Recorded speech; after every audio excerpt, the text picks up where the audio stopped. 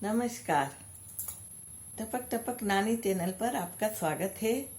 आज मैं आपको रेकी स्पर्श चिकित्सा के बारे में बताने जा रही हूँ। रेकी एक जापानी चिकित्सा है। ये वैकल्पिक चिकित्सा है एक तरह से, और इसको रेकी की खोज डॉक्टर मिकाओ यूसुई ने की थी। लेकिन ये हमारे भारत की ही विद्या है, लेकिन हम भारतीय लोग इसको भूल गए हैं, क्योंकि ये स्पर्श के द्वारा, हाथों के द्वारा रेकी दी जाती है। उससे व्यक्ति स्वस्थ हो जाता है। कोई भी बीमारी होती है, साधारण सा सर्दी जुकाम होता है, तो उस पॉइंट पे अगर रेकी दी जाए तो वो व्यक्ति का सर्दी जुकाम ठीक हो जाता है।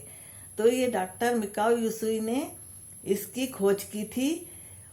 किसी ने उनसे प्रश्न किया था कि भारत में जो ऋषि मुनि थे, वो लोग हाथ से ऐसा करते थे, तो वो व्यक्ति हाथ से ऐसा आशीर्वाद देते थे तो वो व्यक्ति ठीक हो जाता था। तो ये क्या चीज है?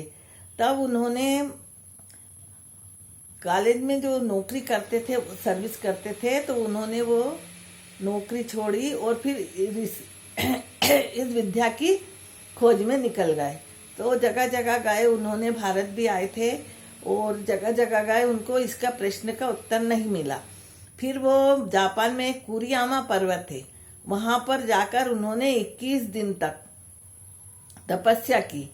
तब फिर 21वें दिन उनको कुछ भी नहीं हुआ, तो उन्होंने सोचा कुछ भी मुझे पता नहीं चल रहा, तो वो उठने ही वाले थे तपस्या से।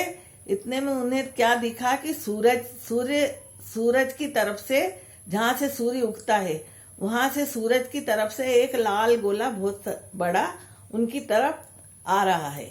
तो जैसे ही उन्होंने इस लाल गोले को आते हुए देखा तो वो थोड़ा डर गए, लेकिन वो लाल गोला आके उनके सहस्त्रार से नीचे उतर गया।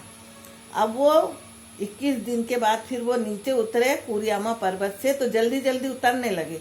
तो उनके अंगूठे में ठोकर लगी, तो उनके अंगूठे से खून निकल आया। तो उन्होंने एकदम अंगूठे को हाथ से पकड़ लिया, तो खून का बहाव रुक गया। तब उन्होंने सोचा कि अरे ये खून, मैंने हाथ लगाया और ये खून का बहाव रुक गया, तो जरूर अब कोई मुझको शक्ति प्राप्त हो गई है। फिर वो नीचे गए तो वहां पर एक होटल थी, तो वहां पर उन्होंने होटल मालिक से कहा कि मुझको भूख लगी है, तो कुछ खाना दे दो।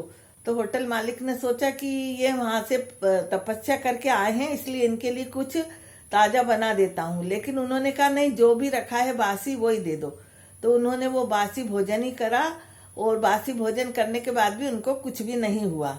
फिर उनके होटल मालिक की लड़की के दाढ़ में बहुत दर्द था, तो उसका गाल पूरा सूज रहा था। तो उन्होंने गाल के ऊपर अपने दोनों हाथ रखे, तो थोड़ी देर में उसके गाल की सूजन उतर गई। तब फिर उनको लगा कि जरूर मुझको कोई विद्या प्राप्त हुई है। फिर वो बाहर निकले तो देखा तो बहुत सारे भिखारी लोग बैठे थे, कोई लूला लंगड़ा, कोई अंधा, ये सब बैठे हुए थे। तब उन्होंने उन सबको रेकी दी हाथों से, तो वो लोग सब ठीक हो गए। तब उन्होंने उनसे कहा कि अब तुम भीख मत मांगो, तुम्हारे हाथ पैर अच्छे हो गए हैं, तो जाकर अब कुछ मेहनत करो और मेहनत करके कमाओ। अब वो बात आई गई हो गई, वो चले गए। थोड़े दिन के बाद जब वो उसी स्थान पर आए, तो देखा कि वो अच्छे भले जो भिखारी जो अच्छे हो गए थे, वो वापस भीख मांग रहे थे। तो उन्होंने कहा कि मैंने तुमको अच्छा कर दिया था, तो तुम भीख क्यों मांग रहे हो? तो उन्होंने कहा कि हमारी तो भीख मांगने की आदत पड़ गई है, इसलिए हम तो भीख ही मांगेंगे, हमसे अब मेहनत नहीं होती। तब फिर उन्होंने दो सिद्धांत बनाए। पहला सिद्धांत ये कि अगर कोई आपसे रेकी मांगे तो आप रेकी दो उसको, और दूसरे, अगर वो रेकी लेता है तो रेकी के बदले में आप उससे कुछ भी सेवा लो। आर्थिक सेवा, आर्थिक रूप से अगर लेना चाहे तो आप आर्थिक रूप से लो, और घर का कोई व्यक्ति है तो उससे अपनी सेवा कुछ करवा लो। तो ये दो सिद्धांत बनाए हैं। तो इसलिए रेकी का प्रचार प्रसार आगे से नहीं किया जाता है। और अगर कोई मांगता है रेकी कि हमको रेकी दे दो, तो फिर उसको रेकी देना जरूरी हो जाता है। तो रेकी क्या है? एक रेकी जापानी शब्द है। तो रेकी का अर्थ क्या है कि रे का शब्द, रे जो है, रे का सर्वव्यापी, और की का अर्थ है जीवन शक्ति। तो रेकी का मतलब होता है सर्वव्यापी जीवन शक्ति। तो तो जहाँ जहाँ जीवन शक्ति है वहाँ वहाँ रेकी का प्रभाव होता रहता है। अब रेकी आप में भी है, मुझ में भी है, सब में है। ये एक तरह की ऊर्जा होती है जो सब में विद्यमान है। और हमारा जब तक हमारी सांस चलती है तब तक हमारे अंदर रेकी की ऊर्जा किसी में कम रहती है, किसी में ज्यादा रहती है।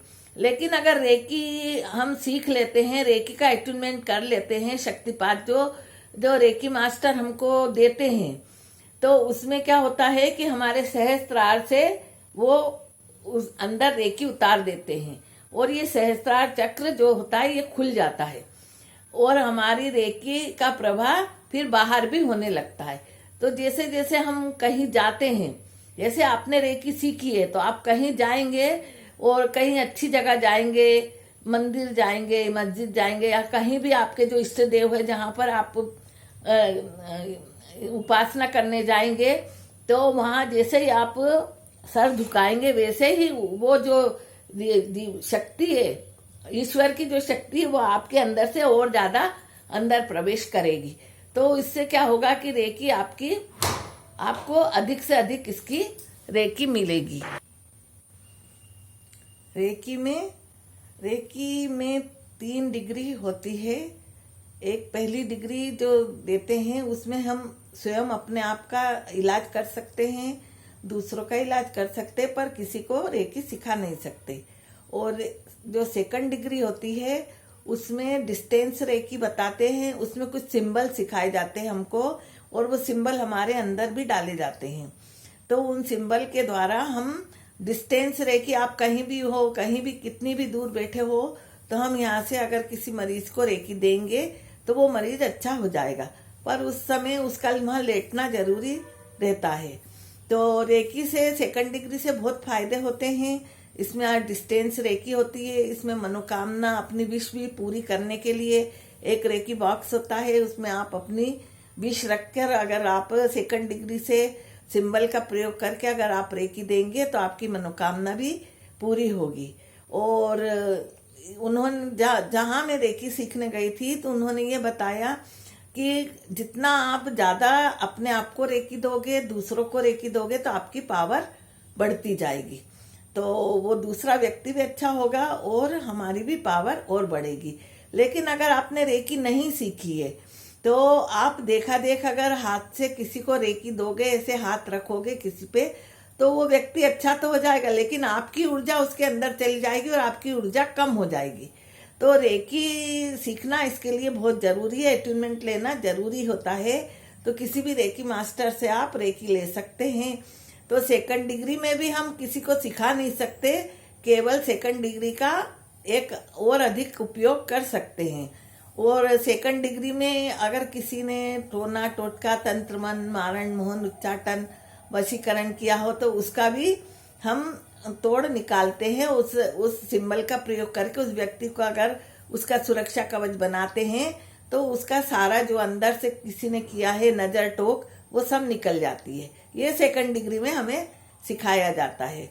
और थर्ड डिग्री जो होती है वो मास्टर डिग्री होती है। उसमें आप अगर थर्ड डिग्री सीखेंगे तो उसमें आप दूसरों को फिर रेकी सिखा सकते हैं। और चौथी डिग्री होती है ग्रैंड मास्टर डिग्री। तो इस तरह से ये चार डिग्री होती है इसमें। और ऐसे तो रेकी बहुत सारी रेकियां हैं, करुणा रेकी है, बहुत सी रेकी है, लेकिन जो सफिशिएंट है वो 3 डिग्री। वैसे आपको अगर रेकी सिखाना नहीं है तो 2 डिग्री में ही आप अपना काम और दूसरों का काम कर सकते हैं। और रेकी के बहुत फायदे होते हैं और इसलिए इसका कोई प्रचार प्रसार नहीं है, लेकिन रेकी से बहुत फायदे होते हैं इसके। और इसमें जो 7 चक्र हमारे हैं, ये सहस्त्रार चक्र है, आज्ञा चक्र है, और ये विशुद्ध चक्र है गले का, ये अनाहत चक्र, हृदय चक्र, और ये पेट का मणिपुर चक्र, फिर पेट के नीचे स्वादिष्टान, और फिर इसके नीचे जो है वो मूलाधार। तो ये 7 चक्र को रेकी अगर हम देंगे तो ये 7 चक्र हमारे संतुलित होंगे। और जब 7 चक्र संतुलित होते हैं तो हम स्वस्थ भी रहते हैं, तन से भी और मन से भी। तो इस तरह से रेकी से ये बहुत फायदे हैं। अब इसमें मैं ज्यादा बहुत बड़ा वीडियो हो जाएगा, इसलिए दूसरा भाग में रेकी का कल बताऊंगी कि रेकी के क्या क्या फायदे होते हैं। और रेकी से हम क्या क्या लाभ उठा सकते हैं। तो यदि आपको मेरा ये रेकी की कहानी नानी की जुबानी अगर पसंद आया हो तो प्लीज़ आप मेरी टपक टपक नानी चैनल को सब्सक्राइब करें और अच्छा लगे तो कमेंट और लाइक जरूर करिए। Thank you.